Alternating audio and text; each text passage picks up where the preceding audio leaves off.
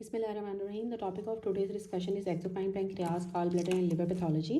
सबसे पहले हम पढ़ते हैं जो एक्सोक्राइन पैंक्रियाज होती है ना, इसकी पहली कंडीशन यहाँ पे बताई हुई एनुलर पैंक्रियाज। अब जो एनुलर पैंक्रियाज होती है इसमें आपकी डेवलपमेंटल मैल फॉर्मेशन होती है आपके पैंक्रियाज की, जिसमें जो पैंक्रियाज होती हैं वो आपके ड्यूडेनम के अराउंड एक रिंग बना लेती है, इसलिए हम इनको एनुलर पैंक्रियाज कहते हैं। और इसमें चांसेस होता है कि ड्यूडेनम की ऑब्स्ट्रक्शन हो सकती है।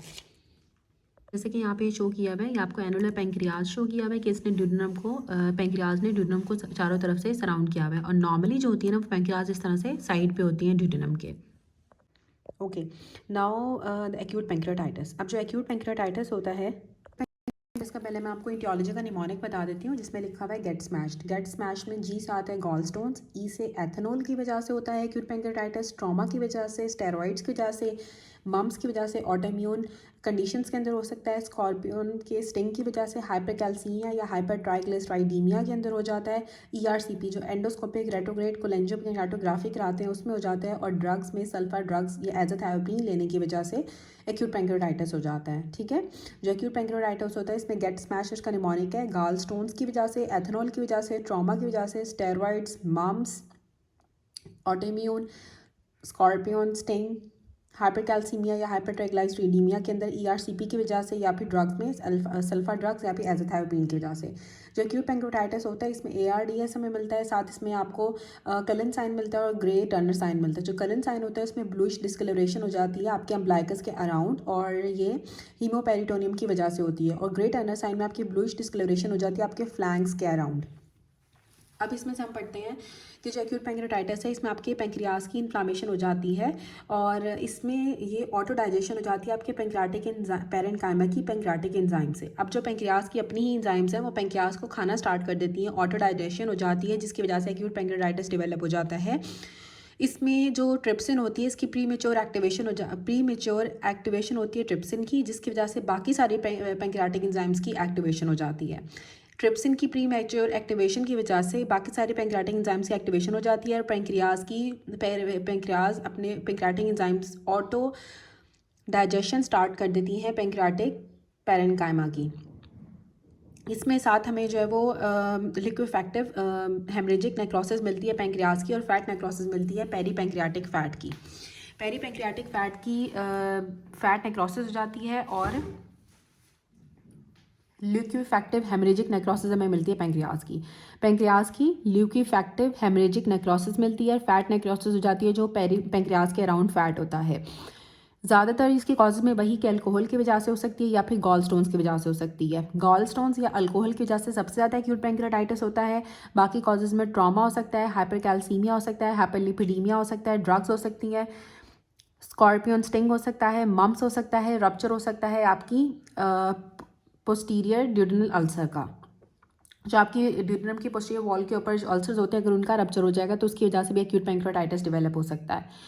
अब एक्यूट पैंक्रियाटाइटिस के फीचर्स में पेशेंट को एपिगैस्ट्रिक पेन होता है जो कि रेडिएट कर रहा होता है बैक की तरफ, साथ उसको नोजिया होगा, वॉमिटिंग होगी, पेरी अम्ब्लाइकल या फ्लैंक के अंदर हेमरेज होगा क्योंकि नेक्रोसिस स्प्रेड कर जाती है आपके पेरी अम्ब्लाइकल सॉफ्ट टिश्यू और रेट्रोपेरिटोनियम के अंदर। नेक्रोसिस आपकी स्प्रेड कर जाती है आपके पेरी अम्ब्लाइकल फैट टिश्यू के अंदर और रेट्रोपेरिटोनियम में, तो आपकी फ्लैंक पे और पेरी अम्ब्लाइकल रीजन के अंदर हमें हेमरेज नजर आता है। साथ पेशेंट को नोजिया होगा, वॉमिटिंग होगी और एपिगैस्ट्रिक एब्डोमिनल पेन हमें मिलता है। सीरम लाइपेज के लेवल ज़्यादा होते हैं, एमाइलेज के लेवल ज़्यादा होते हैं। लाइपेज आपकी ज़्यादा स्पेसिफिक होती है पैंक्रियाटिक डैमेज के लिए। हाइपोकैल्सीमिया हो जाता है, कैल्शियम के लेवल ब्लड के अंदर कम हो जाते हैं क्योंकि कैल्शियम जो होता है वो यूज़ हो जाता है जब आपकी फैट नेक्रोसिस हो रही होती है, पेरी पैंक्रियाटिक फैट की जो स्पॉनिफिकेशन होती है तो उसके अंदर पर कैल्शियम यूज़ हो जाता है, इसलिए आपको हाइपोकैल्सीमिया हो जाता है। आपको एमाइलेज और लाइपेज के लेवल ज़्यादा हो जाते हैं। लाइपेज आपका ज़्यादा स्पेसिफिक होता है एक्यूट पैंक्रियाटाइटिस के लिए। पेरी अम्ब्लाइकल फ्लैंक हेमरेज हो जाता है, नोजिया वॉमिटिंग होती है और एपिगैस्ट्रिक एब्डोमिनल पेन होता है जो बैक पे रेडिएट कर रहा होता है। कॉम्प्लिकेशन में शॉक हो सकता है क्योंकि जो पेरी पैंक्रियाटिक हेमरेज की वजह से बच्चा जो भी पेशेंट है वो शॉक में जा सकता है, और फ्लूइड सिक्वेस्ट्रेशन की वजह से पैंक्रियाटिक सुडोसिस्ट बन जाती है, पैंक्रियाटिक एब्सेस बन सकती है, एआरडीएस हो सकता है, एक्यूट रेस्पिरेटरी डिस्ट्रेस सिंड्रोम हो सकता है, या फिर उसको डीआईसी डिसमिनेटेड इंट्रावास्कुलर कोगुलेशन हो सकती है। अब जो पैंक्रियाटिक सुडोसिस्ट होती है ना, इसमें फाइब्रस टिश्यू जो होता है वो आपकी ल्यूकोफैक्टिव नेक्रोसिस को और आपकी पैंक्रियाटिक एंजाइम्स को सराउंड कर रहा होता है। पेट के अंदर आपको एब्डोमिनल मैस मिलता है, साथ जो पेशेंट होता है उसके amylase level, serum amylase level ज़्यादा होते हैं। जब इसका रप्चर होता है तो एंजाइम्स, आपकी पैंक्रियाटिक एंजाइम्स रिलीज हो जाती हैं आपके एब्डोमिनल कैविटी के अंदर और हेमरेज करा देती हैं। ठीक है, पैंक्रियाटिक सूडोसिस्ट में एक फाइब्रस टिश्यू होगा जो आपके एक्यूट पैंक्रियाटाइटिस वाले कंटेंट को, लिक्विफैक्टिव नेक्रोसिस जो होती है और जो साथ आपके पैंक्रियाटिक एंजाइम्स होती हैं उसको सराउंड कर रहा होता है, और पेट में ऐसे लगता है जैसे कि एक मैस है। और इसमें एमाइलेज के लेवल भी ज़्यादा होंगे, और अगर ये रप्चर कर जाए तो एब्डोमिनल कैविटी के अंदर सारे वो एंजाइम्स रिलीज हो जाते हैं और हेमरेज भी हो सकता है। अब पैंक्रियाटिक एब्सेस क्या होती है? ई कोलाई की वजह से होती है। इसमें साथ में एब्डोमिनल पेन होता है, हाई फीवर होता है और परसिस्टेंटली एमाइलेज के लेवल ज़्यादा होंगे, और साथ DIC और ARDS हो सकता है। We will study the chronic pancreatitis. Chronic pancreatitis के अंदर आपकी जो फाइब्रस पैरेन्काइमा जो होती है ना, उसकी फाइब्रोसिस हो जाती है पैंक्रियाटिक पैरेन्काइमा की, और ये मोस्ट कॉमन सेकेंडरी होता है जब आपको बार बार एक्यूट पैंक्रियाटाइटिस हो रहा होता है। एक्यूट पैंक्रियाटाइटिस के बार बार हो जाने की वजह से आपका जो पैंक्रियाटिक पैरेन्काइमा होता है उसमें फाइब्रोसिस डेवलप हो जाती है। इसको हम क्रॉनिक पैंक्रियाटाइटिस कहते हैं, और ये ज़्यादातर अल्कोहल की वजह से होती है एडल्ट्स के अंदर, और बच्चों में सिस्टिक फाइब्रोसिस की वजह से क्रॉनिक पैंक्रियाटाइटिस हो जाता है। लेकिन आइडियोपैथिक केसेस के अंदर भी क्रॉनिक पैंक्रियाटाइटिस हो सकता है। इसमें भी आपको एपिगैस्ट्रिक एब्डोमिनल पेन होगा जो कि आपकी बैक पे रेडिएट करता है, लेकिन इसमें पैंक्रियाटिक इनसफिशेंसी डेवलप हो जाती है जिसकी वजह से मैल एब्जॉर्प्शन होती है, तो साथ स्टिएटोरिया हो जाता है और फैट सोल्यूबल वाइटामिन्स की डेफिशिएंसीज हो जाती हैं, क्योंकि जो फैट सोल्यूबल वाइटामिन्स होते हैं वो एब्जॉर्ब नहीं हो पाती हैं, और स्टिएटोरिया होता है वो आपके स्टूल के अंदर निकल रहे होते हैं। मैल एब्जॉर्प्शन की वजह से आपको स्टिएटोरिया फैट्स आपकी एब्जॉर्ब नहीं हो पाती क्योंकि पैंक्रियाटिक इनसफिशिएंसी हो जाती है। जो एमाइलेज और लाइपेज होती हैं वो इंपॉर्टेंट नहीं होती हैं क्रॉनिक पैंक्रियाटाइटिस के अंदर, यूजफुल मार्कर्स नहीं होते हैं।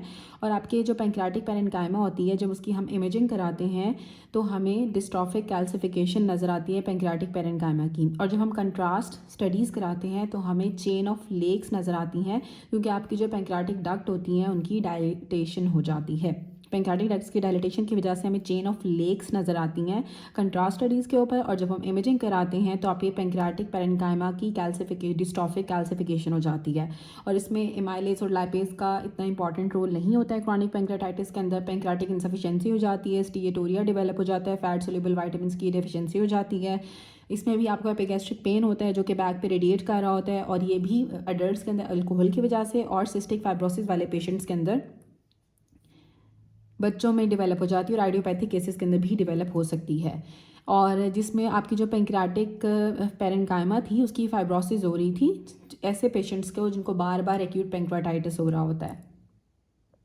अब जो सेकेंडरी डायबिटीज़ मेलाइटिस होती है ना, वो उसकी लेट कॉम्प्लिकेशन होती है क्योंकि आपके जो आइलेट्स ऑफ लैंगरेंस होते हैं जिसमें बीटा सेल्स होते हैं जो कि आपके इंसुलिन की सिक्रीशन कर रहे होते हैं वो आपके डैमेज हो जाते हैं, तो आपको सेकेंडरी डायबिटीज़ मेलाइटिस डेवलप हो जाती है क्रॉनिक पैंक्रियाटाइटिस वाले पेशेंट्स के अंदर, और पैंक्रियाटिक कार्सिनोमा के भी चांसेस बढ़ जाते हैं। अब जो पैंक्रियाटिक कार्सिनोमा होता है वो आपका एडिनो कार्सिनोमा होता है जो कि पैंक्रियाटिक डक्ट से अराइज करता है, और ज़्यादातर हमें ये 70 ईयर्स से ज़्यादा उम्र के लोगों के अंदर, एल्डरली के अंदर नज़र आता है। एल्डरली में नज़र आता है, 70 ईयर से ज़्यादा उम्र के लोगों के अंदर नज़र आता है। ओके, तो हम जो कह रहे थे, हम पढ़ रहे थे पैंक्रियाटिक कार्सिनोमा। पैंक्रियाटिक कार्सिनोमा में हमने पढ़ा था कि एडिनो कार्सिनोमा होता है जो कि आपके पैंक्रियाटिक डक्ट से अराइज करता है। पैंक्रियाटिक कार्सिनोमा आपका एडिनो कार्सिनोमा होता है जो पैंक्रियाटिक डक्ट से अराइज करता है, और ये हमारे पास 70 ईयर से ज़्यादा के एल्डरली लोगों के अंदर प्रेजेंट होता है। इसका मेजर रिस्क फैक्टर स्मोकिंग होती है या फिर क्रॉनिक पैंक्रियाटाइटिस होता है। क्रॉनिक पैंक्रियाटाइटिस या स्मोकिंग वाले लोगों के अंदर पैंक्रियाटिक कार्सिनोमा डेवलप हो जाता है, और ये यूजुअली जो है ना इसके क्लिनिकल फीचर्स बहुत देर बाद आते हैं पैंक्रियाटिक कार्सिनोमा के, और ये होता भी 70 ईयर से ज़्यादा के लोगों के अंदर है। 70 से ज़्यादा होंगे एल्डरली के अंदर होता है, और इसमें पैंक्रियाटिक डक्ट का ये एडिनो कार्सिनोमा होता है। इसमें भी आपको एपिगैस्ट्रिक पेन होगा, साथ आपका वेट लॉस होगा, और इसमें ऑब्स्ट्रक्टिव जॉन्डिस डेवलप हो जाता है जिसमें पेल स्टूल आते हैं, और आपका गाल ब्लैडर आपका पैल्पेबल हो जाता है जो कि एसोसिएटेड होता है ट्यूमर के साथ जब आपके हेड ऑफ द पैंक्रियाज के अंदर राइज करता है, जो कि मोस्ट कॉमन लोकेशन है। अब क्या होगा कि आपका जो गाल ब्लैडर है वो पैल्पेबल हो जाता है, और इसमें ऑब्स्ट्रक्टिव जॉन्डिस डेवलप हो जाता है, और पेल स्टूल हो जाते हैं, और जो ट्यूमर जो होता है जब आपका हेड ऑफ द पैंक्रियाज के अंदर से राइज करता है जो कि आपका मोस्ट कॉमन लोकेशन है, तो जब आपके हेड ऑफ द पैंक्रियाज का जब ट्यूमर होगा ना तो उसकी वजह से आपका ऑब्स्ट्रक्टिव जॉन्डिस भी डेवलप हो जाएगा, और आपका गाल ब्लैडर भी पैल्पेबल हो जाता है क्योंकि आपको ऑब्स्ट्रक्टिव जॉन्डिस डेवलप हो जाता है, क्योंकि जो मैस है, मैस की वजह से आपका गाल ब्लैडर की जो डक्ट है वो भी कंप्रेस हो जाएगी, तो गाल ब्लैडर के अंदर बाइल इकट्ठा हो जाएगा, वो पैल्पेबल हो जाएगा, और आपके स्टूल का कलर भी पेल हो जाएगा क्योंकि बाइल जो है वो नहीं निकल सकेगा, और आपको ऑब्स्ट्रक्टिव जॉन्डिस डेवलप हो जाएगा। आपके अंदर जो बाइल एसिड्स हैं, जो बिलिरुबिन के लेवल है वो ज़्यादा हो जाएंगे। और सेकेंडरी डायबिटीज़ मेलाइटिस डेवलप हो जाती है जब आपका जो अगर पेंक्रियाटिक कार्सिनोमा अगर आपकी टेल या फिर बॉडी का होगा। अगर हेड का होता है तो ऑब्स्ट्रक्टिव जॉन्डिस हो जाता है जिसमें आपको पेल स्टूल और पैल्पेबल गॉल ब्लैडर मिलता है। जब आपकी टेल का या बॉडी का होता है तो आपको सेकेंडरी डायबिटीज़ मेलाइटिस डेवलप हो जाती है। पेंक्रियाटाइटिस भी हो सकता है पेंक्रियाटिक कार्सिनोमा के अंदर, और माइग्रेटरी थ्रोम्बोफेलेबाइटिस जिससे ट्रॉसिस साइन होते हैं वो पॉजिटिव हो जाता है, क्योंकि हमें जो आपकी एक्सट्रीमिटीज़ होती हैं 10% पेशेंट्स के अंदर में मिलता है, उस पर स्वेलिंग, एरिथीमा और टेंडरनेस डेवलप हो जाती है एक्सट्रीमिटीज़ के अंदर। माइग्रेटरी थ्रोम्बोफेलेबाइटिस कहते हैं आपकी जो ब्लड वेसल्स होती हैं उनकी इन्फ्लामेशन हो जाती है और इसमें स्वेलिंग हो जाती है, एरिथीमा रेडनेस डेवलप हो जाती है और टेंडर हो जाती है। इसे हम कहते हैं माइग्रेटरी थ्रोम्बोफेलेबाइटिस, जो कि एक्सट्रीमिटीज़ का डेवलप होता है पेंक्रियाटिक कार्सिनोमा के अंदर। इसका जो ट्यूमर मार्कर होता है वो CA19-9 होता है। सर्जिकल रिसेक्शन के अंदर हम एन ब्लॉक रिमूवल करते हैं आपकी हेड और नेक ऑफ पेंक्रियाज का, और प्रॉक्सिमल ड्यूडेनम को भी रिमूव कर देते हैं और गाल ब्लैडर को भी रिमूव कर देते हैं। इसे हम कहते हैं विपल प्रोसीजर्स। इसकी प्रोग्नोसिस बहुत ज़्यादा पुअर होती है और 1 साल से कम ईयर सर्वाइवल रेट इसका 10% से भी कम होता है। अब पेंक्रियाटिक कार्सिनोमा ना बहुत एग्रेसिव होता है, जब ये जिस पेशेंट को होगा ना उसका सर्वाइवल बहुत ज़्यादा पुअर हो जाता है। इसमें हम एन ब्लॉक जो है वो डायसेक्शन करते हैं। सर्जिकल रिसेक्शन में हम पेंक्रियाज के हेड को रिमूव कर देते हैं, नेक को रिमूव कर देते हैं, साथ ड्यूडेनम के प्रॉक्सिमल पोर्शन को रिमूव कर देते हैं और गाल ब्लैडर को भी रिमूव कर देते हैं। इसको हम विपल प्रोसीजर कहते हैं। और इसमें जो मेन चीज़ थी वो आपको माइग्रेटरी थ्रोम्बोफेलेबाइटिस डेवलप हो सकता है, जिसमें आपके जो एक्सट्रीमिटीज़ की जो ब्लड वेसल्स होती हैं उसमें इन्फ्लामेशन हो जाती है, तो आपको स्वेलिंग, टेंडरनेस, एरिथीमा डेवलप हो जाता है, जो कि 9% पेशेंट्स के अंदर होता है। ये पेंक्रियाटाइटिस भी करा सकता है, ये डायबिटीज़ मेलाइटिस कराता है जब कार्सिनोमा टेल का होता है या बॉडी का होता है। जब हेड ऑफ पेंक्रियाज का होगा तो ऑब्स्ट्रक्टिव जॉन्डिस करा देगा और साथ आपको उसमें पेल स्टूल आएगा और साथ आपका पैल्पेबल गॉल ब्लैडर हो जाता है। एपिगैस्ट्रिक पेन होता है जो रेडिएट कर रहा होता है बैक में, एल्डरली के अंदर होता है, 70 ईयर से ज़्यादा के लोगों के अंदर होता है। एडिनो कार्सिनोमा होता है आपके पेंक्रियाटिक डक्ट का, स्मोकिंग के साथ ही क्रॉनिक पेंक्रियाटाइटिस के साथ एसोसिएटेड होता है। उसके बाद आते हैं हमारे पास गॉल ब्लैडर या बिलरी ट्रैक। गॉल ब्लैडर बिलरी ट्रैक में आता है आपका, सबसे पहले हम पढ़ते हैं बिलरी एट्रेजिया। जो बिलरी एट्रेजिया है ना, इसमें आपका जो एक्स्ट्रा हेपेटिक बिलरी ट्री होता है ना उसका या तो वो बनता ही नहीं है या फिर उसकी डिस्ट्रक्शन हो जाती है एक्स्ट्रा हेपेटिक बिलरी ट्री की। एक्स्ट्रा हेपेटिक बिलरी ट्री की या तो वो बनेगा ही नहीं या फिर उसकी अर्ली डिस्ट्रक्शन हो जाती है, और इसमें बिलरी ऑब्स्ट्रक्शन हो जाती है जो फर्स्ट 2 मंथ्स ऑफ लाइफ के अंदर ही डेवलप हो जाती है। ठीक है, बिलरी ऑब्स्ट्रक्शन होगी with in the first 2 months of life के अंदर, पेशेंट को जॉन्डिस डेवलप हो जाता है और सिरोसिस डेवलप हो जाती है। पहले 2 महीने के अंदर इसको बिलरी ऑब्स्ट्रक्शन डेवलप हो जाएगी, बच्चे को जॉन्डिस डेवलप हो जाएगा, सिरोसिस डेवलप हो जाती है और अर्ली डिस्ट्रक्शन हो जाती है इसके एक्स्ट्रा हेपेटिक बिलरी ट्री की, या फिर उसका जो एक्स्ट्रा हेपेटिक बिलरी ट्री होता है वो बनता ही नहीं है। कॉलिस्टेसिस, कॉलीलिथियसिस। कॉलीलिथियसिस को गॉल स्टोन्स भी कहते हैं। Chole means gall bladder, lithiasis means stone, कि गॉल ब्लैडर के अंदर स्टोन्स आ गए। अब स्टोन जो होते हैं ना क्या होगा, solid round stones in the gall bladder. ठीक है, सॉलिड राउंड स्टोन्स आपके गॉल ब्लैडर के अंदर आ जाते हैं। इसमें क्या होता है, या तो वो कोलेस्ट्रॉल के हो सकते हैं या फिर वो बिलिरुबिन के हो सकते हैं। अगर बिलिरुबिन के होंगे तो बिलिरुबिन स्टोन्स, अगर कोलेस्ट्रॉल के होंगे तो उसे कोलेस्ट्रॉल स्टोन्स कहते हैं। अब कैसे राइज करते हैं, जब आपके कोलेस्ट्रॉल की या फिर बिलिरुबिन की जब सुपर सैचुरेशन हो जाती है ना, तो फिर कोलेस्ट्रॉल के स्टोन बनना स्टार्ट हो जाते हैं और बिलिरुबिन के स्टोन बनना स्टार्ट हो जाते हैं। जो आपके फॉस्फोलिपिड्स होते हैं वो कम हो जाते हैं, बाइलेट्स आपके कम हो जाते हैं और स्टेसिस होती है। ठीक है, अब क्या होगा कि फॉस्फोलिपिड्स में आपका जो लेसिथिन होता है वो डिक्रीज़ कर जाता है। जो बाइल एसिड्स जो नॉर्मली आपकी सॉल्युबिलिटी को ज़्यादा करते हैं वो भी डिक्रीज़ कर जाते हैं। बाइल एसिड्स कम हो जाते हैं फॉस्फोलिपिड्स में लेसिथिन कम हो जाने की वजह से, या स्टेसिस की वजह से, या फिर आपके कोलेस्ट्रोल या बिलिरुबिन की सुपर सैचुरेशन की वजह से कोलीलिथियसिस या गॉल स्टोन्स बन जाते हैं। अब जो कोलेस्ट्रॉल्स 2 तरह के थे, कोलेस्ट्रॉल थे एक आपके बिलिरुबिन के थे। जो कोलेस्ट्रॉल स्टोन्स होते हैं वो बिल्कुल येलो कलर के होते हैं। 90% कोलेस्ट्रॉल स्टोन्स ही होते हैं, स्पेशली वेस्ट के अंदर, क्योंकि वहाँ पे जो है ना ओबेसिटी बहुत ज़्यादा है। तो वेस्ट में ओबेसिटी ज़्यादा होने की वजह से 90% जो है वो आपके कोलेस्ट्रॉल स्टोन्स जो है वो ही होते हैं और ये येलो कलर के होते हैं।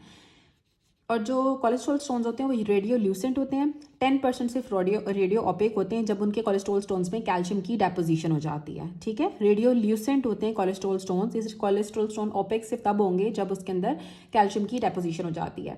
रिस्क फैक्टर्स जो होते हैं उसमें अगर age 40 years, oestrogen, females, gender, obesity, multiple pregnancies, oral contraceptives, clofibrate, ठीक है, और जो नेटिव अमेरिकन एथनिसिटी होती है, क्रॉन्स डिजीज़ या सिरोसिस वाले पेशेंट्स के अंदर कोलेस्ट्रॉल स्टोन्स बन जाते हैं। ठीक है, अब कोलेस्ट्रॉल स्टोन्स किस में बन रहे हैं, ज़्यादातर उन लोगों में जिनका जो है वो ओबेसिटी ज़्यादा है, जिनमें फीमेल्स के अंदर ओबेसिटी ज़्यादा होती है, फीमेल्स में कॉमन होते हैं कोलेस्ट्रॉल स्टोन्स। ठीक है, ओबेसिटी के अंदर कॉमन होते हैं, गॉल स्टोन्स फीमेल्स के अंदर वैसे भी कॉमन होते हैं। और कोलेस्ट्रॉल स्टोन्स भी फीमेल्स में कॉमन होंगे ओबेसिटी की वजह से, या अगर मल्टीपल प्रेगनेंसीज के अंदर भी हो सकते हैं। इवन अगर आप ऑरल कॉन्ट्रासेप्टिव्स ले रहे हो तो उसकी वजह से हो सकते हैं। एस्ट्रोजन की वजह से बेसिकली आपको स्टोन्स हो जाते हैं, कोलेस्ट्रॉल स्टोन्स। क्लोफिब्रेट की वजह से हो सकते हैं। अमेरिकन की अगर आप एथनिसिटी है तो उसके अंदर हो जाएंगे। क्रॉन्स डिजीज सिरोसिस वाले पेशेंट्स के अंदर, ठीक है। सी से याद रख लें कि क्रॉन्स डिजीज का भी सी है, ठीक है, सिरोसिस का भी सी है और कोलेस्ट्रॉल का भी सी है, ठीक है। तो जो क्रॉन्स डिजीज, सिरोसिस और कोलेस्ट्रॉल स्टोन सारे एक साथ होते हैं, ठीक है। उसके बाद आते हैं हमारे पास ब्लूरिबन स्टोन्स, ठीक है। जो ब्लूरिबन स्टोन्स होते हैं ना, वो आपके पिगमेंटेड होते हैं, पिगमेंटेड स्टोन्स होते हैं ब्लूरिबन स्टोन्स। ये रेडियो ओपेक होते हैं। अब हमने पढ़ा था कि जो कोलेस्ट्रॉल स्टोन्स थे वो आपके रेडियोल्यूसेंट थे, जो ब्लूरिबन स्टोन्स हैं वो आपके रेडियो ओपेक होते हैं।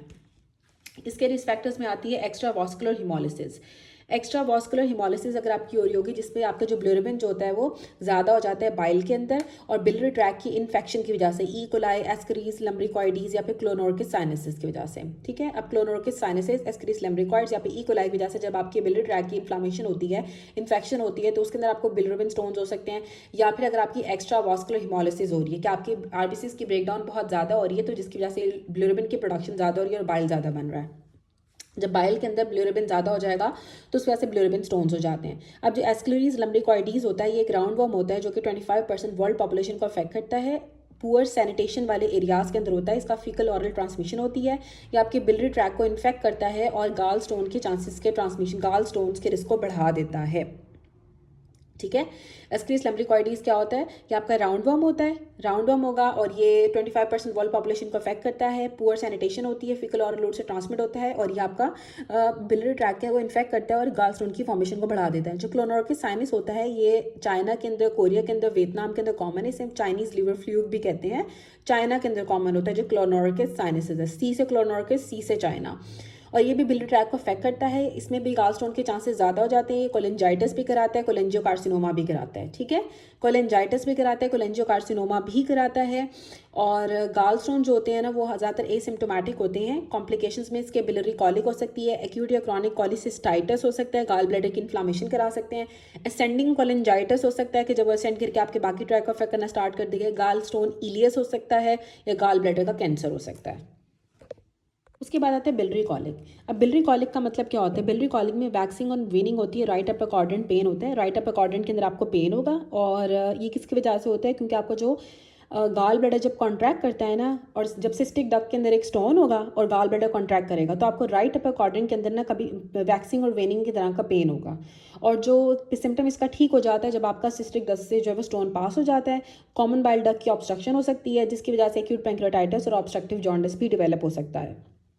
उसके बाद आता है एक्यूट कॉलिसिस्टाइटिस। अब एक्यूट कॉलिसिस्टाइटिस आपकी एक्यूट इन्फ्लामेशन होती है गाल ब्लैडर की वॉल की।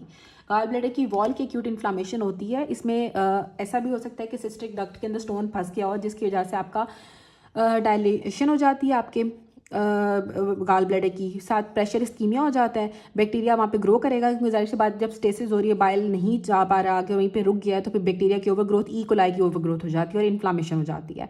इसमें भी राइट अपर क्वाड्रेंट में पेशेंट को पेन होता है जो कि राइट स्कैपुला पे जा रहा होता है, ठीक है। एक्यूट कॉलिसिस्टाइटिस का पेन राइट अपर क्वाड्रेंट में पेन होगा और राइट स्कैपुला पे जाता है। साथ पेशेंट को बुखार हो जाता है, WBC काउंट ज़्यादा हो जाता है क्योंकि इन्फेक्शन हुई हुई है, नोजिया वॉमिटिंग होगी और अल्कलाइन फॉस्फेटेज के लेवल ज़्यादा हो जाते हैं डक्ट्स के डैमेज की वजह से, ठीक है। ALP के लेवल ज़्यादा हो जाते हैं एक्यूट कॉलिसिस्टाइटिस के अंदर क्योंकि डक्ट्स का डैमेज हो रहा होता है और इसमें गाल ब्लैडर रप्चर कर सकता है अगर आप इसको ट्रीट नहीं करोगे, ठीक है। एक्यूट कॉलिसिस्टाइटिस वाले पेशेंट्स के अंदर आपका इंपैक्टेड स्टोन होता है सिस्टिक डक्ट के अंदर जिसकी वजह से आपके प्रेशर इस्कीमिया हो जाता है, आपकी गाल स्टोन का बैक्टीरिया की ओवर ग्रोथ हो सकती है, इन्फ्लामेशन होगी, राइट अपर क्वाड्रेंट के अंदर पेन होगा, रेडिएट करेगा स्कैपुला के ऊपर, बुखार हो जाएगा, WBC काउंट ज़्यादा हो जाता है, nausea, vomiting, serum alkaline phosphatase ALP के लेवल ज़्यादा हो जाते हैं और रप्चर हो सकता है अगर इसको आप ट्रीट नहीं करोगे। जो क्रॉनिक कॉलिसिस्टाइटिस होता है इसमें क्रॉनिक इन्फ्लामेशन होती है गाल ब्लैडर की। ये किसी केमिकल इरिटेशन की वजह से भी हो सकती है जब आपको बहुत अरसे तक गाल स्टोन्स रहते हैं, जिसमें हो सकता है कि सुपर इम्पोज आपको कभी एक्यूट कॉलिसिस्टाइटिस हो भी सकता है और नहीं भी हो सकता, ठीक है। और इसमें आपका जो गाल ब्लैडर की म्यूकोजा होती है ना वो उसकी हर्निएशन हो जाती है इनटू द मस्कुलर वॉल, ठीक है। इसे कहते हैं रॉकेट टेंस का एस्क ऑफ साइनसिस, ठीक है। रॉकेट टेंस का एस्क ऑफ साइनसिस बन जाती है कि आप जो गाल ब्लैडर की म्यूकोजा होती है उसकी जो हर्निएशन हो जाती है मस्कुलर वॉल के अंदर, इसे हम कहते हैं रॉकेट टेंस का एस्क ऑफ साइनसिस, ठीक है। रॉकेट टेंस का एस्क ऑफ साइनसिस हमें क्रॉनिक कॉलिसिस्टाइटिस में मिलती हैं। इसमें वेक राइट अपर क्वाड्रेंट में पेन होता है, स्पेशली खाने के बाद। खाना खाने के बाद आपको जो है राइट अपर क्वाड्रेंट में पेन होगा, जो कि वेक सा होगा। और पोर्सिलेन ब्लैडर इसकी लेट कॉम्प्लिकेशन होती है, जिसमें आपका जो ब्लैडर होता है वो आपका हार्ड और श्रंकन हो जाता है, क्योंकि क्रॉनिक इन्फ्लामेशन हो जाती है और वहाँ पे फाइब्रोसिस और डिस्ट्रॉफिक कैल्सिफिकेशन डेवलप हो जाती है। पोर्सिलेन गाल ब्लैडर में बेसिकली डिस्ट्रॉफिक कैल्सिफिकेशन और फाइब्रोसिस डेवलप हो जाती है आपकी गाल ब्लैडर की, और आपका गाल ब्लैडर सिकुड़ जाता है और हार्ड हो जाता है। और इसमें राइट अपर क्वाड्रेंट के अंदर क्रॉनिक कोलिस्टाइटिस में राइट अपर क्वाड्रेंट में वेग सा पेन होगा, कोई शार्प पेन नहीं होता है, और खाना खाने के बाद राइट अपर क्वाड्रेंट में पेन होगा। और इसमें हमें रॉकेट टेंस का एस्कॉफ साइनसेस मिलते हैं, जब आपकी जो ब्लैडर की म्यूकोजा होती है वो हर्निएट कर जाती है मस्कुलर वॉल के अंदर केमिकल इरिटेंट्स की वजह से। जब आपके बहुत ज़्यादा अरसे तक आपको कोलिस्टेसिस रहता है, कोलिसलीथियसिस रहती है, गालस्टोन्स रहते हैं, जिसमें आपको साथ एक्यूट कोलिसिस्टाइटिस भी हो सकती है, जो बाद में क्रॉनिक कोलिसिस्टाइटिस में चेंज हो गया हो, या फिर सिंपल गाल स्टोन्स की वजह से भी क्रॉनिक कोलिसिस्टाइटिस डेवलप हो सकता है। अब इसमें क्रॉनिक कोलिसिस्टाइटिस की वजह से कार्सिनोमा के चांसेस भी बढ़ जाते हैं, और इसकी हम ट्रीटमेंट में कोलिसिस्टेक्टमी करते हैं।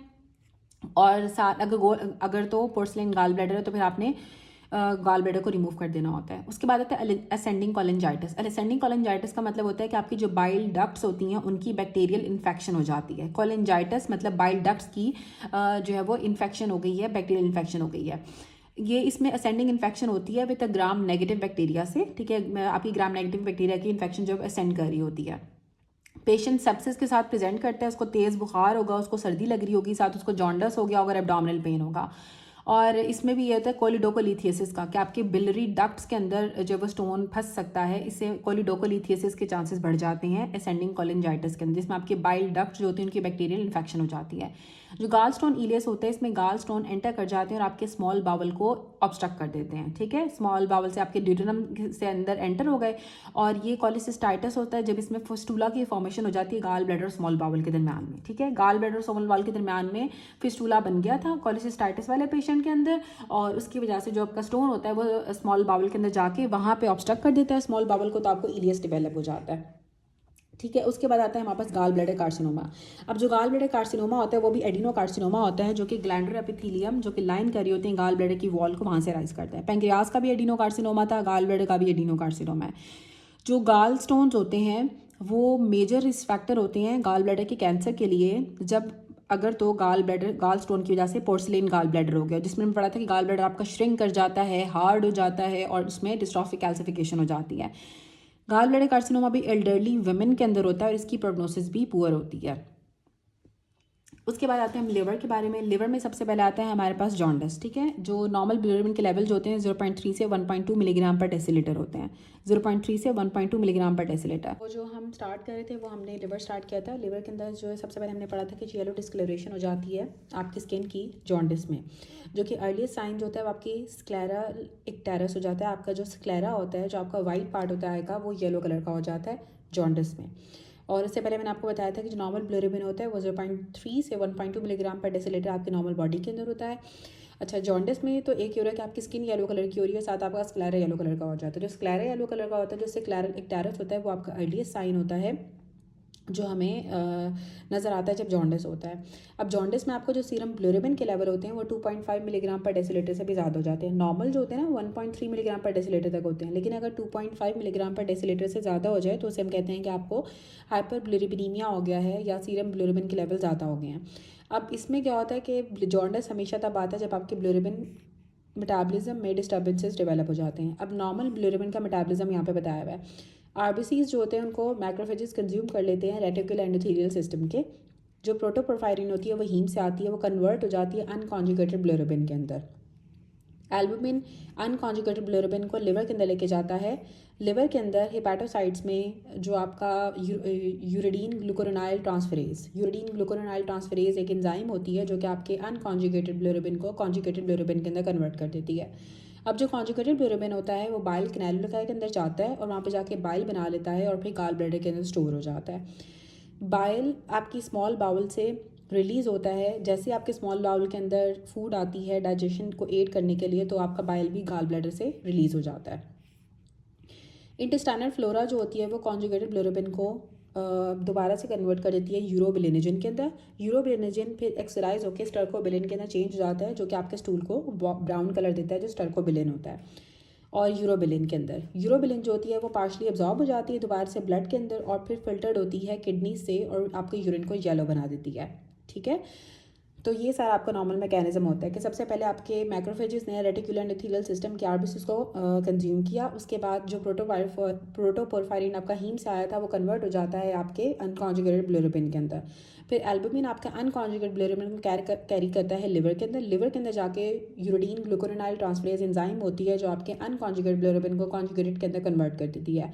अब जो कॉन्जुगेटेड बिलिरुबिन होता है वो आपके बाइल कैनाल्युलाई के अंदर चला जाता है और वहाँ पे जाके बाइल बना देता है और गाल ब्लैडर में स्टोर हो जाता है।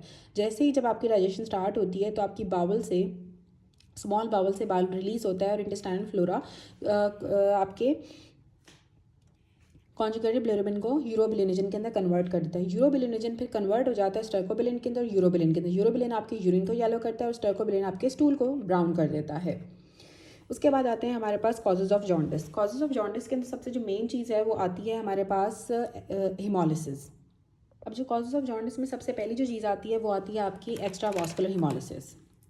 एक्स्ट्रा वास्कुलर हिमोलिसिस जो होती है या फिर इनफेक्टिव एरिथ्रोपॉइसिस कि आपकी जो आरबीसीज की प्रोडक्शन है वो इनफेक्टिव हो गई है, या एक्स्ट्रा वास्कुलर हिमोलिसिस की वजह से आपको कॉजेज ऑफ जॉन्डिस में आते हैं। अब इसमें क्या होगा, जब आपका ब्लड सेल्स बहुत ज़्यादा टूट रहे हैं या आपकी एरिथ्रोपॉइसिस बहुत ज़्यादा हो रही है, ब्लड सेल या तो बन बहुत ज़्यादा रहे हैं और फिर ऑब्वियसली जब बनेंगे ज़्यादा तो भी बिलिरुबिन ज़्यादा बनेगा क्योंकि ब्लड सेल्स के ही ब्रेकडाउन की वजह से हीम से ही आपका बिलिरुबिन बन रहा था। और अगर आपके ब्लड सेल्स वेसल्स के अलावा बहुत ज़्यादा टूट रहे हैं, एक्स्ट्रा वास्कुलर हिमोलिसिस हो रही है, तो उसके अंदर भी आपका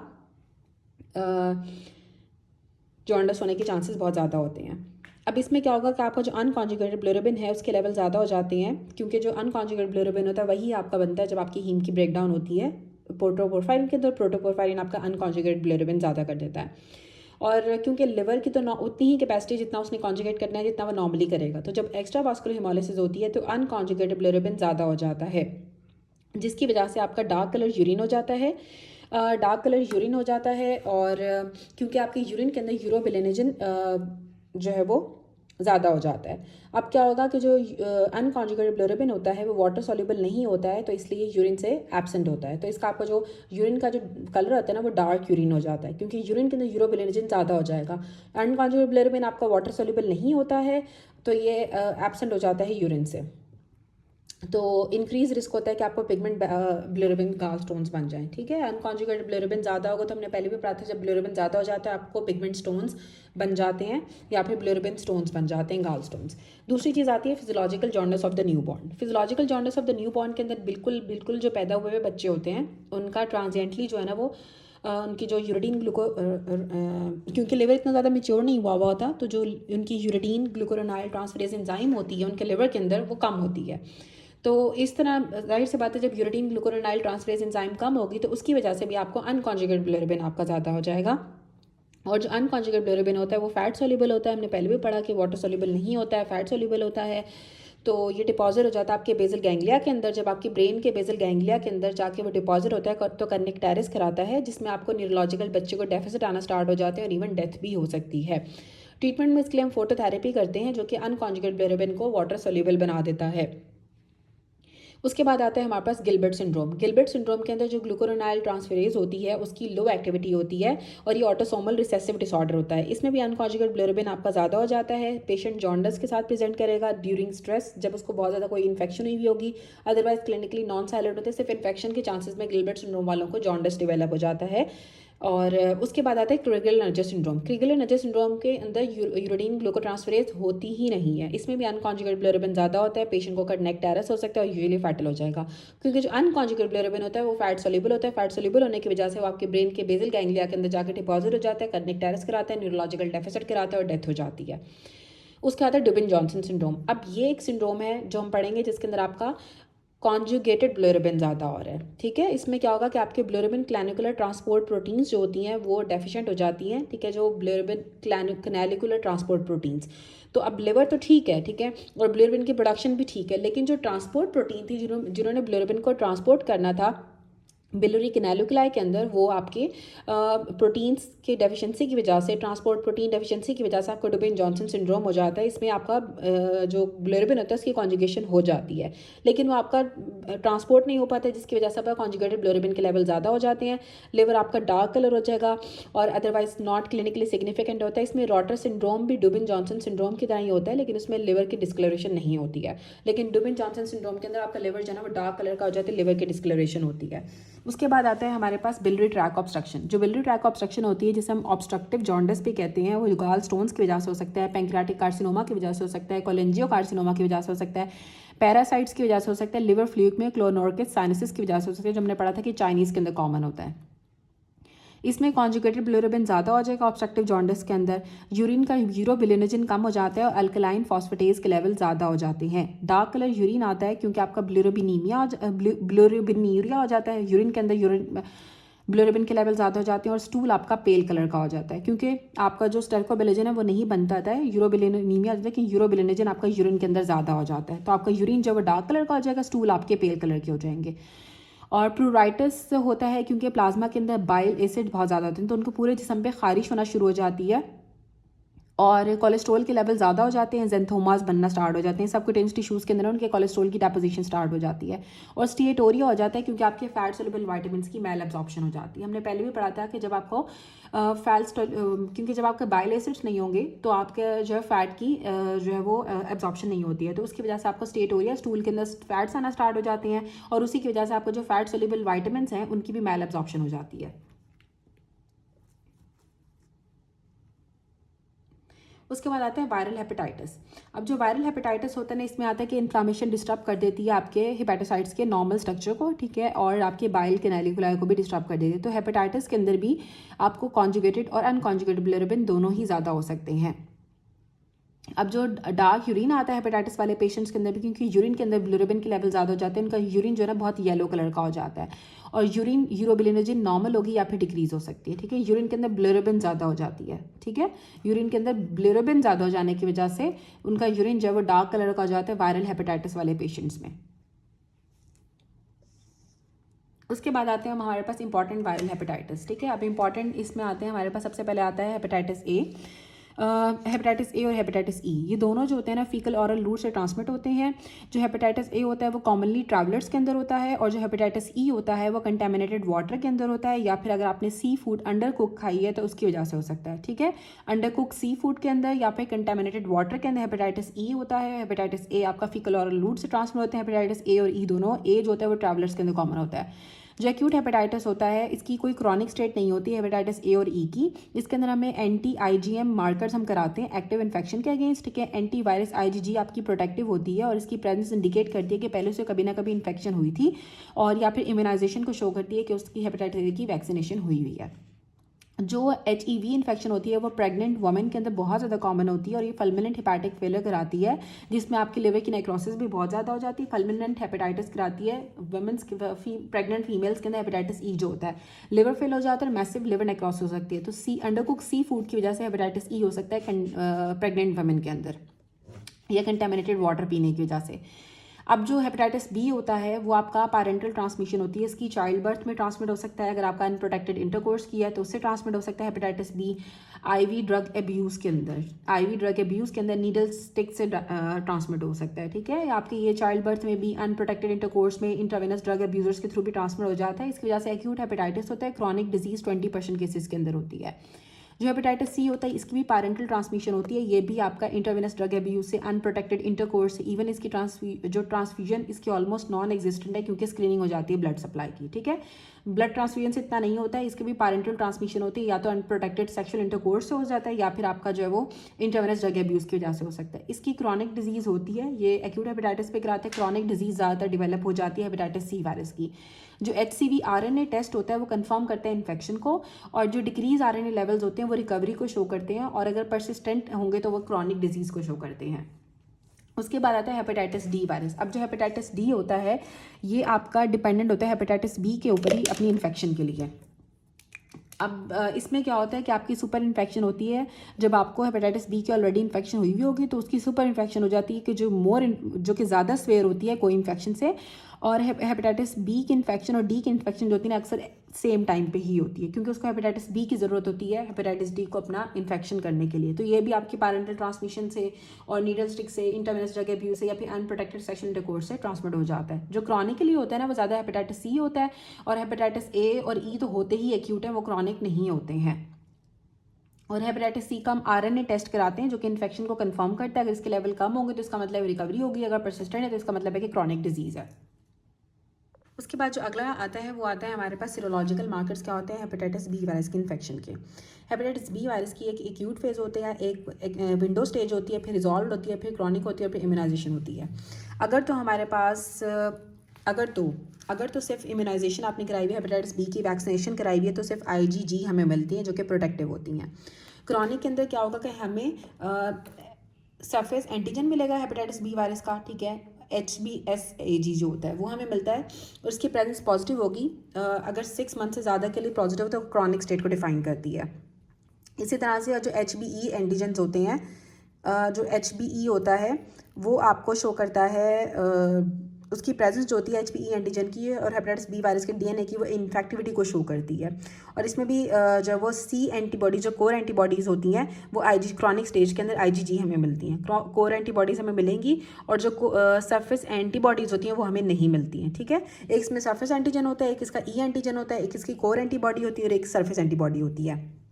अब जो रिजॉल्व केसेस होंगे ना उसके अंदर हमें सिर्फ IgG की जो कोर एंटीबॉडी मिलती है, और कोर जो वो सरफेस एंटीबॉडी मिलती है, दोनों में IgG मिलेंगी जो कि प्रोटेक्टिव होती हैं। इसी तरह से अगर विंडो पीरियड होगा तो हमें क्या मिलेगा, सिर्फ कोर एंटीबॉडीज़ मिलेंगी और हमें कुछ भी नहीं मिलेगा। विंडो पीरियड में सिर्फ कोर एंटीबॉडीज़ मिलती हैं, कुछ भी नहीं मिलता है।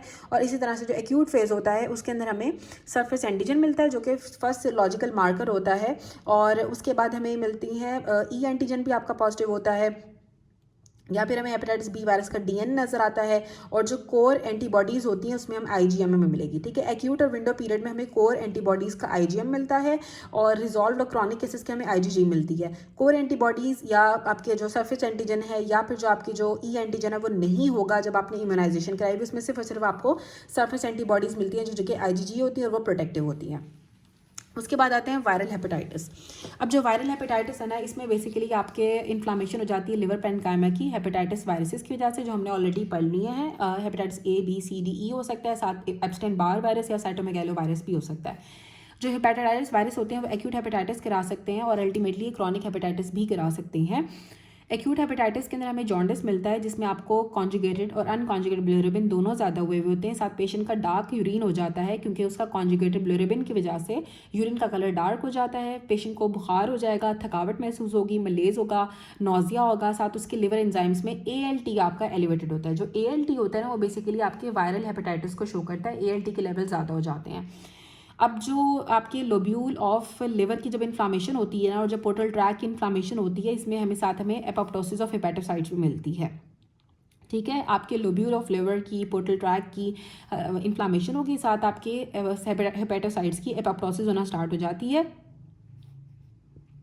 और कुछ केसेस के अंदर एक्यूट वायरल हेपेटाइटिस एसिम्टोमेटिक होता है और सिर्फ ALT के लेवल ज़्यादा होते हैं।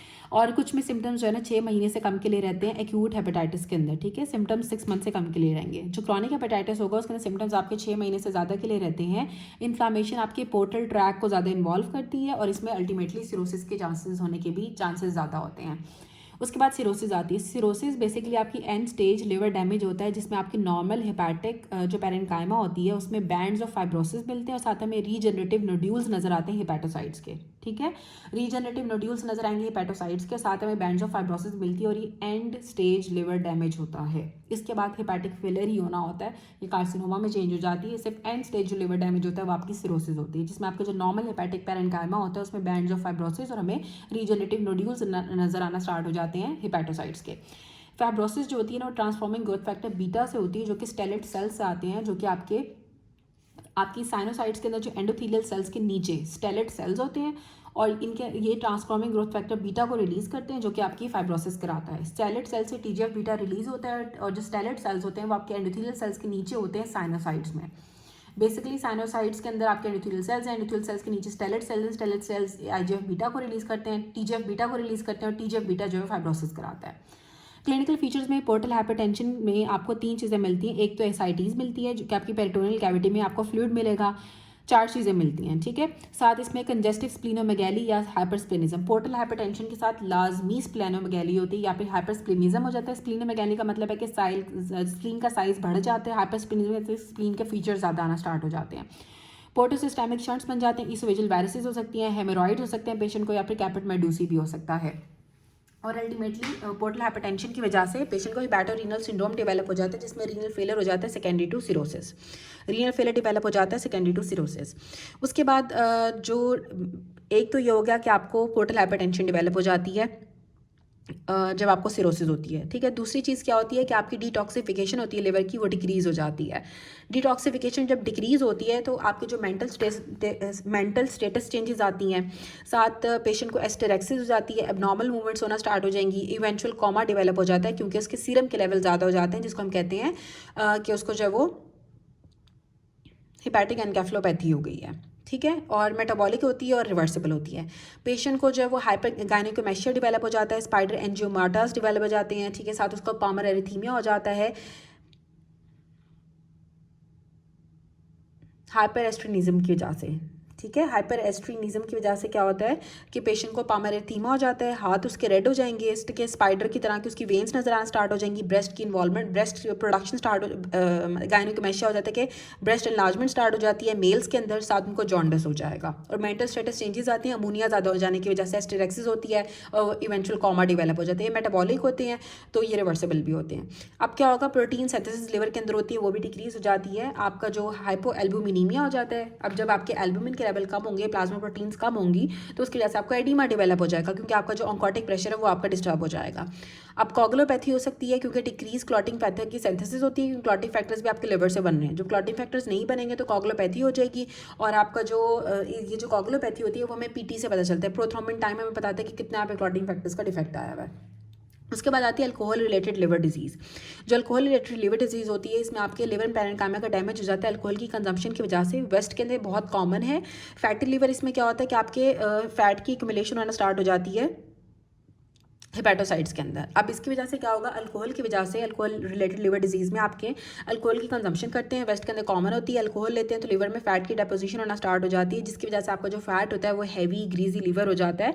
और अगर आप अल्कोहल छोड़ दोगे तो ये ठीक भी हो जाता है। अब जो अल्कोहलिक हेपेटाइटिस होता है ना, इसमें आपकी केमिकल इंजरी हो जाती है कि हेपेटोसाइट्स की, जो कि हमें बिंज ड्रिंकिंग की वजह से मिलती है, क्योंकि जो एसिटाल्डिहाइड होता है ना, जो कि मेटाबोलाइट है अल्कोहल का, वो आपके लिवर को डैमेज कराता है। उसमें सेल की स्वेलिंग होती है, हेपेटोसाइट्स की स्वेलिंग मिलेगी, साथ हमें मेलरी डेंग बॉडीज मिलती हैं जो कि डैमेज साइटोकैरेटिन फाइलेमेंट्स होते हैं, साथ हमें नेक्रोसिस मिलती है और एक्यूट इन्फ्लामेशन हो जाती है। पेनफुल हेपेटोमेगैली हो जाती है, पेनफुल हेपेटोमेगैली होगी, लिवर एंजाइम्स आपके एलिवेट कर जाते हैं। इसमें AST आपका ज़्यादा एलिवेट करता है ALT से। वायरल हेपेटाइटिस के अंदर एलेनिन ट्रांसअमीनेज ज़्यादा हो रहा था, और जब आपका अल्कोहलिक हेपेटाइटिस के अंदर आपका एस्पार्टेट ट्रांसअमीनेज ज़्यादा हो जाता है। साथ इसमें पेनफुल हेपेटोमेगैली होती है, मेलोडैंग बॉडीज हमें मिलती हैं, हेपेटोसाइट्स की स्वेलिंग हो जाती है, नेक्रोसिस हो जाती है, एक्यूट इन्फ्लामेशन होगी। सिरोसिस की लॉन्ग टर्म कॉम्प्लिकेशन होती है chronic alcohol induce liver damage के अंदर 10 to 20% अल्कोहलिक से सिरोसिस डेवलप हो जाती है। अब जो non alcoholic fatty liver disease होती है, इसमें आपका अल्कोहल नहीं ले रहे होते हैं लेकिन फिर भी उनको जो है वो फैटी चेंज आ जाता है। फैटी चेंज होगा, हेपेटाइटिस होगा, सिरोसिस हो सकती है। फैटी चेंज होगा, फिर उनको हेपेटाइटिस डेवलप होगा, वहाँ पर सिरोसिस हो जाती है, जो कि विदाउट एक्सपोजर होता है अल्कोहल का, अल्कोहल नहीं है फिर भी हो जाएगी। ओबेसिटी के साथ एसोसिएटेड होती है, इसमें भी ALT के लेवल ज़्यादा होंगे। जो AST है ना, वो सिर्फ और सिर्फ अल्कोहल वालों में ज़्यादा है, वायरल हेपेटाइटिस में भी ALT ज़्यादा है, और non alcoholic fatty liver disease में भी ALT ज़्यादा है। हीमोक्रोमेटोसिस क्या होती है, हीमोक्रोमेटोसिस में आपका बॉडी आयरन जो है वो ज़्यादा हो जाता है और उसकी डेपोजिशन होना स्टार्ट हो जाती है टिश्यूज़ के अंदर, इसे हम कहते हैं हीमोसिड्रोसिस, और ये ऑर्गन डैमेज कराते हैं, इसे हम कहते हैं हीमोक्रोमेटोसिस। जब बॉडी के अंदर आयरन बहुत ज़्यादा हो जाए, जब वो टिश्यू के अंदर डिपॉजिट होता है, इसे हम हीमोसिड्रोसिस कहते हैं, और जब वो ऑर्गन डैमेज कर दे तो उसे हम कहते हैं, उस कंडीशन को हम हीमोक्रोमेटोसिस कहते हैं। टिश्यू डैमेज हो जाता है क्योंकि आपके फ्री रेडिकल की प्रोडक्शन होना स्टार्ट हो जाती है। ये एक ऑटोसोमल रिसेसिव डिफेक्ट होता है आयरन की एब्जॉर्प्शन में प्राइमरी, और क्रॉनिक ट्रांसफ्यूजन्स की वजह से भी हीमोक्रोमेटोसिस डेवलप हो जाती है। जब आप बार बार ब्लड ट्रांसफ्यूजन करते हो तो बॉडी के अंदर आयरन ओवरलोड हो जाता है, तो उसके अंदर हीमोक्रोमेटोसिस डेवलप हो जाती है। अब जो प्राइमरी हीमोक्रोमेटोसिस होती है इसमें म्यूटेशंस आती हैं आपकी HFE जीन के अंदर, जो कि आपका C282Y, ठीक है, जो आपका C282Y cysteine is replace by tyrosine amino acid 282 के ऊपर। प्राइमरी हीमोक्रोमेटोसिस के अंदर आपकी म्यूटेशंस आती हैं आपकी HFE जीन के अंदर, जो कि आपका C28Y होता है कि आपका सिस्टीन की जगह आपका टायरोसिन आ जाता है 282 अमाइनो एसिड के ऊपर। सिस्टीन की जगह टायरोसिन आ जाएगा 282 अमाइनो एसिड के ऊपर। C282Y ट्रांसलोकेशन होती है, म्यूटेशन होती है HFE जीन के अंदर। ये लेट अडल्टहुड के अंदर प्रेजेंट करता है जो आपका हीमोक्रोमेटोसिस होता है। इसमें क्लासिकल ट्रायड हमें मिलता है। ट्रायड में क्या होगा, 3 चीज़ें में, एक सिरोसिस होती है, एक डायबिटीज़ सेकेंडरी डायबिटीज़ मेलाइटिस होती है, और साथ हमें ब्रॉन्ज स्किन में हमें मिलती है। और जब हम फाइंडिंग्स चेक करते हैं तो डायलेटेड कार्डियोमायोपैथी हो जाती है, कार्डियक एरिथमियाज मिलते हैं, और गोनाडल डिस्फंक्शन हो जाता है, टेस्टिस की एट्रोफी हो जाती है। टेस्टिस की एट्रोफी हो जाएगी, गोनाडल डिस्फंक्शन हमें मिलता है, कार्डियोमायोपैथी हो जाती है, डायलेटेड कार्डियोमायोपैथी होती है, एरिथमियाज हमें मिलते हैं, और ट्रायड के अंदर हमें सिरोसिस मिलती है, डायबिटीज़ सेकेंडरी डायबिटीज़ मेलाइटस और ब्रॉन्ज स्किन हो जाती है। जब हम लैब टेस्ट कराते हैं तो हमें सीरम फेरेटिन के लेवल ज़्यादा मिलते हैं, टोटल आयरन बाइंडिंग कैपेसिटी आपकी डिक्रीज हो जाती है, सीरम आयरन के लेवल ज़्यादा होंगे, और परसेंटेज सैचुरेशन भी ज़्यादा हो जाती है। लिवर बायोप्सी पे हमें एक्यूमुलेशन नजर आती है ब्राउन पिगमेंट की हिपैटोसाइट्स के अंदर। प्रूसिन ब्लू स्टेन हम कराते हैं जो कि डिस्टिंग्विश करता है आयरन को लाइपोफिशन से, ठीक है। आयरन हमें ब्लू कलर का नजर आता है जब हम प्रूसिन ब्लू के ऊपर आयरन ब्लू कलर का नजर आता है जो आयरन को लाइपोफिशन से डिफ्रेंशिएट करता है। तो हम इसकी लाइपोफिशन जो होता है वो भी एक ब्राउन पिगमेंट होता है जो कि बाय प्रोडक्ट होता है आपके टर्नओवर का, वीर एंड टीयर का, ठीक है, पेरोक्सिडाइज लिपिड्स का। लाइपोफिशन भी एक बाय प्रोडक्ट होता है, ब्राउन कलर का ही होता है, टर्नओवर सेल के टर्नओवर पेरोक्सिडाइज लिपिड्स के टर्नओवर से बनता है, और ये भी हमें यूजुअली हिपैटोसाइट्स के अंदर भी मिलता है जो लाइपोफिशन होता है। और जो हीमोक्रोमेटोसिस के अंदर आयरन होता है वो भी ब्राउन कलर का होता है। तो हम जो है ना प्रूसिन ब्लू डाई से इसको डिफरेंशिएट करते हैं, जो आयरन होता है वो ब्लू कलर का हमें नजर आता है जब हम प्रूसिन ब्लू डाई से इसको देखते हैं। इसमें हिपैटोसेलुलर कार्सिनोमा के चांसेस ज़्यादा हो जाते हैं हीमोक्रोमेटोसिस के अंदर, और इसके लिए हम फेलोबॉटमी करते हैं कि ब्लड ट्रांसफ्यूजन, ब्लड को निकालेंगे ताकि आयरन ओवरलोड को खत्म कर दें। इसके लैब फाइंडिंग्स में हमें टोटल आयरन बाइंडिंग कैपेसिटी जो होती है आपकी डिक्रीज हो जाती है, सीरम फेरेटिन ज़्यादा, सीरम आयरन के लेवल ज़्यादा, और परसेंटेज सैचुरेशन भी ज़्यादा होती है। विल्सन डिजीज में क्या होता है, ऑटोसोमल रिसेसिव डिफेक्ट होता है ATP7B जीन का, ATP मीडिएटेड हेपेटोसाइट्स के अंदर इसमें कॉपर की ट्रांसपोर्ट कराते हैं, ठीक है। ATP के थ्रू आपकी कॉपर की ट्रांसपोर्ट होती है एक चैनल से, ठीक है। ATP जो कॉपर ट्रांसपोर्ट होती है ना आपकी ATP मीडिएटेड हेपेटोसाइट के अंदर कॉपर ट्रांसपोर्ट होती है, ये ऑटोसोमल रिसेसिव होता है जिसमें ATP7B जीन के अंदर डिफेक्ट आता है, ऑटोसोमल रिसेसिव होती है विल्सन डिजीज। इसमें क्या होता है, जो कॉपर ट्रांसपोर्ट नहीं हो पाता आपके बाइल के अंदर, और जब कॉपर की इनकॉर्पोरेशन नहीं होती सेलुलोप्लाज्मिन के अंदर, ठीक है। कॉपर आपका बाइल के अंदर नहीं जाएगा, और फिर कॉपर की ट्रांसपोर्ट इनकॉर्पोरेशन नहीं होती सेलुलोप्लाज्मिन के अंदर, कॉपर बाइंड कर जाता है आपके हिपैटोसाइट्स के अंदर ही रह जाता है, और फिर उसके बाद वो सीरम के अंदर चला जाता है, और फिर आपके टिश्यूज़ के अंदर चला जाता है। अब जो कॉपर की वजह से जो आपके फ्री रेडिकल की प्रोडक्शन होती है उसकी वजह से आपके टिश्यूज़ का डैमेज होना स्टार्ट हो जाता है। ये बच्चों में ही हो जाता है, जो विल्सन डिजीज़ होती है बच्चों के अंदर होती है, उनको सिरोसिस हो जाती है, न्यूरोलॉजिकल मैनिफेस्टेशन आती हैं जिसमें आपको बिहेवियर चेंज हो जाएगा, डिमेंशिया हो जाता है, कोरिया होता है, पार्किंसंस की तरह के सिम्टम्स आना स्टार्ट हो जाते हैं कॉपर की वजह से, जब बेसल गैंग्लिया के अंदर कॉपर डिपॉजिट हो जाता है। और केसर फ्रेशर रिंग्स हमें मिलते हैं कॉर्निया के अंदर। लैब के ऊपर हमें यूरिन के अंदर कॉपर के लेवल ज़्यादा हो जाते हैं, सीरम सेलुलोप्लाज्मिन लेवल कम हो जाते हैं, और कॉपर ज़्यादा हो जाता है लिवर बायोप्सी के ऊपर।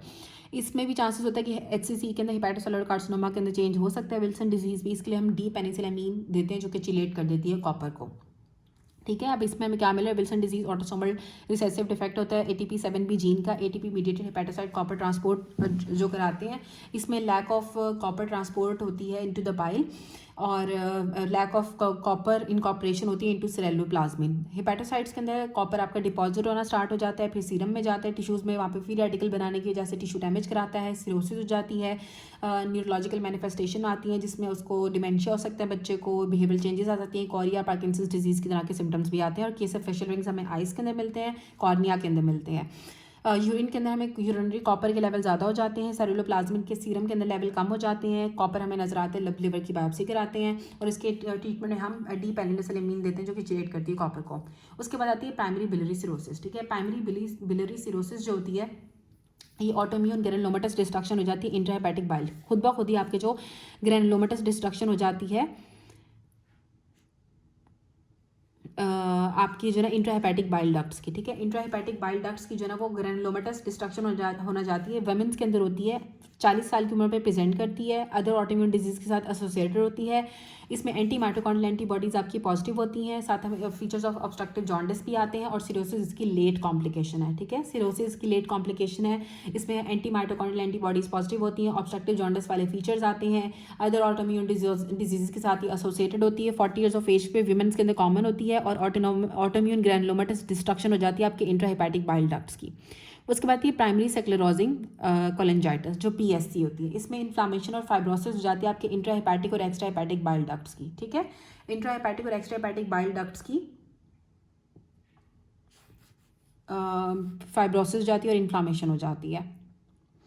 अब इसमें आपकी अनियन स्किन अपीयरेंस आती है, प्राइमरी सेक्लेरोजिंग कोलेंजाइटिस के अंदर अनियन स्किन अपीयरेंस आती है, और जो अनइन्वॉल्व रीजन होते हैं, अनइन्वॉल्व रीजन हमें किस तरह के नज़र आते हैं, अनइन्वॉल्व रीजन हमें डायलेटेड नजर आते हैं, resulting in the beaded appearance आती है जब हम कंट्रास्ट इमेजिंग कराते हैं। अनइन्वॉल्व रीजन हमें डायलेटेड नजर आएंगे, अनियन स्किन इसकी अपीयरेंस होती है प्राइमरी सेक्लेरोजिंग कोलेंजाइटिस की, इसमें आपके इंट्राहेपेटिक बिलियरी डक्ट्स की, ठीक है, इंट्राहेपेटिक बिलियरी डक्ट्स की क्या होती है, इन्फ्लामेशन और फाइब्रोसिस। और जो प्राइमरी बिलियरी सिरोसिस थी उसमें आपकी ऑटोइम्यून ग्रैनुलोमेटस डिस्ट्रक्शन हो रही थी, इसमें आपकी इन्फ्लामेशन और फाइब्रोसिस होगी।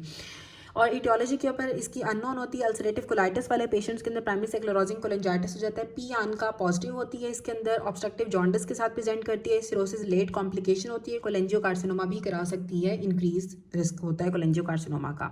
उसके बाद राइस सिंड्रोम आता है, राइस सिंड्रोम में फर्बुलेंट लिवर फेलियर हो जाता है और एनकेफ्लोपैथी डेवलप हो जाती है उन बच्चों के अंदर जिनको वायरल इलनेसेस होती हैं, जो कि एस्पिरिन ले रहे होते हैं। एस्पिरिन लेने की वजह से उनको एनकेफ्लोपैथी डेवलप हो जाती है और फर्बुलेंट लिवर फेलियर डेवलप हो जाता है।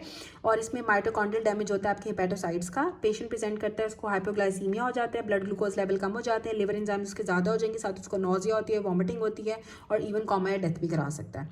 अब जो हेपेटिक एडिनोमा होता है, हेपेटिक एडिनोमा आपका एक बेनाइन ट्यूमर होता है हेपेटोसाइट्स का, बेनाइन ट्यूमर होता है हेपेटोसाइट्स का हेपेटिक एडिनोमा। हेपेटिक एडिनोमा आपका बेनाइन ट्यूमर है हेपेटोसाइट्स का, ठीक है, और ये ऑरल कॉन्ट्रासेप्टिव पिल्स लेने की वजह से होता है और रिग्रेस कर जाता है जब आप पिल्स को छोड़ देते हो, ठीक है। ये बेनाइन ट्यूमर है हेपेटिक एडिनोमा, इसमें रप्चर हो सकता है या इंट्रापेरिटोनियल ब्लीडिंग हो सकती है ड्यूरिंग प्रेगनेंसी। ट्यूमर्स जो होते हैं ना वो सब कैप्सुलर होते हैं और वो ग्रो करते हैं विद एस्ट्रोजन के एक्सपोजर की वजह से, ठीक है, एस्ट्रोजन की वजह से ग्रो करता है जो हेपेटिक एडिनोमा होता है, और OCPs लेने की वजह से हेपेटिक एडिनोमा हो जाता है। जब आप OCP छोड़ देते हो तो ये ठीक हो जाता है, और ये बेनाइन ट्यूमर है हेपेटोसाइट का, और ये रप्चर कर सकता है या फिर इंट्रापेरिटोनियल ब्लीडिंग करा सकता है प्रेगनेंसी के अंदर। अब आता है हेपेटोसेलुलर कार्सिनोमा। अब जो हेपेटोसेलुलर कार्सिनोमा होता है मैलिग्नेंट ट्यूमर होता है हेपेटोसाइट्स का, ये क्रॉनिक हेपेटाइटिस की वजह से, हेपेटाइटिस बी वायरस HCV की वजह से हो सकता है, सिरोसिस की वजह से हो सकता है जिसमें alcohol, non alcoholic fatty liver disease, haemochromatosis, Wilson disease, alpha one antitrypsin deficiency की वजह से, या फिर जो एस्परजिलोस होती है, ठीक है, उसमें एफ्लाटॉक्सिन्स होते हैं, वो P53 की म्यूटेशंस कराती है, उसकी वजह से भी आपको हेपेटोसेलुलर कार्सिनोमा डेवलप हो जाता है।